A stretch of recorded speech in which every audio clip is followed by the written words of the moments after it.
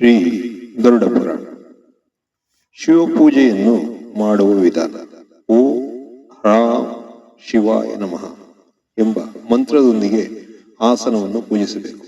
ಓಂ ಹ್ರಾಂ ಶಿವಮೂರ್ತೆಯೇ ಶಿವಾಯ ನಮಃ ಎಂಬ ಮಂತ್ರದೊಂದಿಗೆ ನಮಸ್ಕರಿಸಿ ಓಂ ಹ್ರಾಂ ಹೃದಯಾಯ ನಮಃ, ಓಂ ಹ್ರೀಂ ಶಿರಯೇ ನಮಃ, ಓಂ ಹೃಂ ಶಿಖಾಯೈ ವಷಟ್, ಓಂ ಹ್ರೈಂ ಕವಚಾಯ ಹುಂ, ಓಂ ರೌಂ ನೇತ್ರತ್ರಯಾಯ ಔಷಟ್, ಓಂ ರಹ ಅಸ್ತ್ರಾಯ ನಮಃ ಎಂಬ ಮಂತ್ರಗಳೊಂದಿಗೆ ಷಡಂಗನ್ಯಾಸವನ್ನು ಮಾಡಬೇಕು.